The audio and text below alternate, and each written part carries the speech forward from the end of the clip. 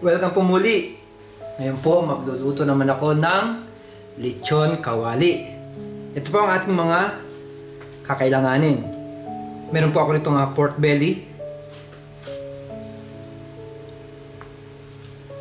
Kita mo, napakanipis lang po ng kanyang fat, ng taba. Gagamit din tayo ng tanglad or lemongrass, sibuyas, dahon ng laurel, pamintang buo, asin, at bawang. Ang gagawin lang natin sa tanglad, yung pinaka-stem niya, dudurugin lang natin para po lumabas yung flavor niya habang pinapakuluan natin.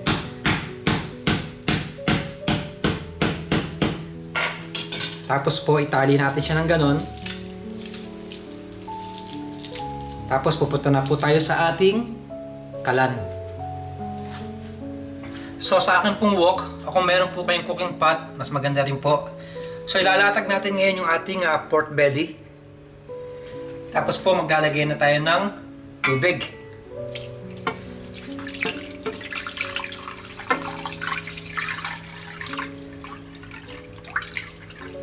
Napakasimple lang po magluto ng lechong kawali. Papakuluan lang natin siya.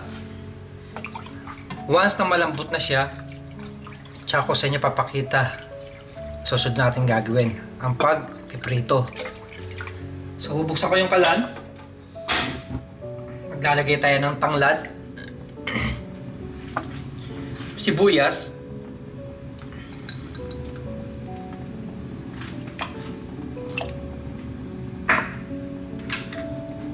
bawang,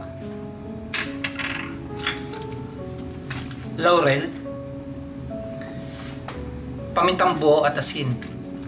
So papakuluan natin siya ng mga 40 to 45 minutes. Tapos po, i-discard na natin yung mga ingredients. Kukunin lang natin yung pork belly at i-dedrain natin. Chicken lang natin sandali. So hindi pa po siya totally ng malambot. Mga 30 minutes pa lang natin siya napapakuluan. Siguro mga another 15 to 20 minutes pa.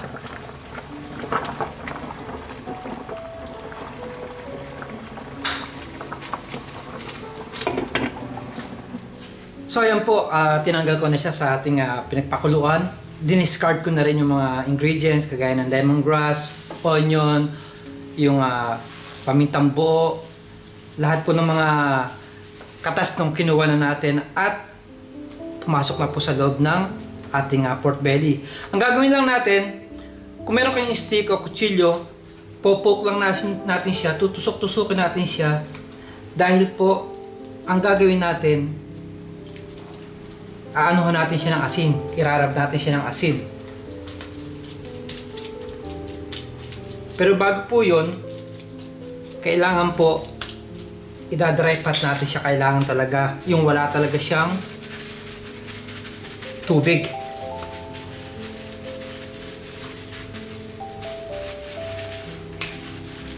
So ngayon, pagkatapos po natin siyang patuyuin, lalagyan na natin siya ng asin at konting paminta. So ayan po, lalagyan na tayo ng asin, paminta, kabila naman,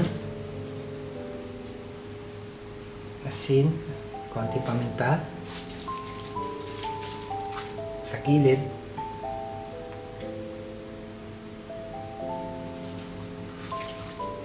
tapos po hindi natin rektang ipiprito kaagad.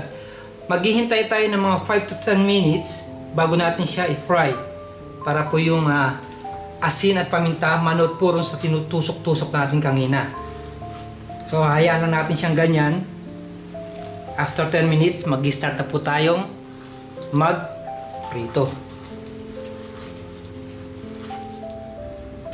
So okay po, sa akin pong wok, maglalagay na tayo ng mantika. Mag-start na tayo mag-prito ng ating lechon kawali. Kailangan po maraming mantika. Tapos bubuksan ko na yung kalan. Kailangan lang po nasa medium heat lang kayo para hindi kaagad masunog yung inyong pipirito yung lechong kawali. At saka may tip po ako, kailangan po irarab nyo ng maraming asin yung balat ng ating pork belly para kakalabasan niya napaka-crispy. Ngayon po, ilalagay na natin yung ating pork belly. Kailangan po hindi masyadong mainit yung mantika nyo dahil po titilamsik po siya. Uunahin natin yung skin part. Uunahin natin siya.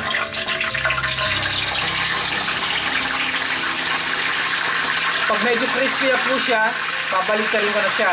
Siguro mga 7 minutes to 10 minutes po both sides. So, ngayon po, babalik-tarin ko na siya.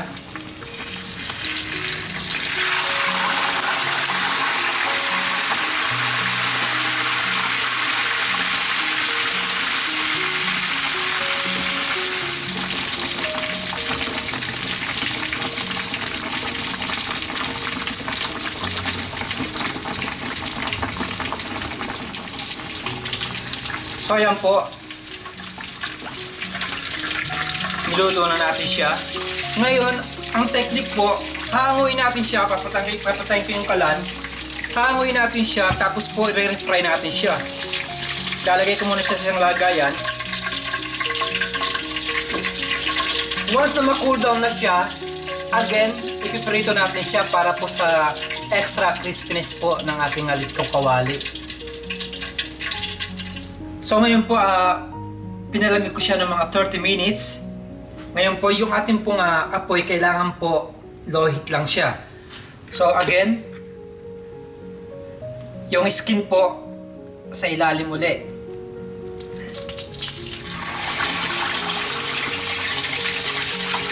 Yung process na yan para po maging lalong crispy yung balat ng ating lechong kawali.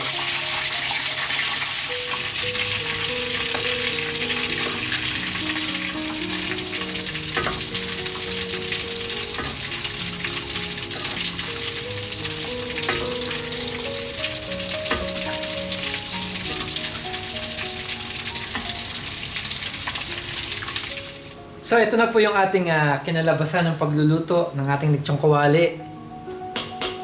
Tignan nyo naman, pakinggan nyo. Ang lutong po ng ating balat na kinalabasan ng pagluluto natin. So ngayon gagawin ko lang, i-slice ko siya. Kasi po, medyo malutong kasi yung ating balat, kaya medyo matigas hiwain. So ayan, kita nyo. Crispy na, tapos po moist sa loob. Ang ganda po ng pagkakaluto ng ating lechong kawali. Tapos po, meron po ako ritong Mang Tomas sauce. Muli, maraming pong salamat sa panonood ng Junior's Tagalog Cooking Channel. Mabuhay!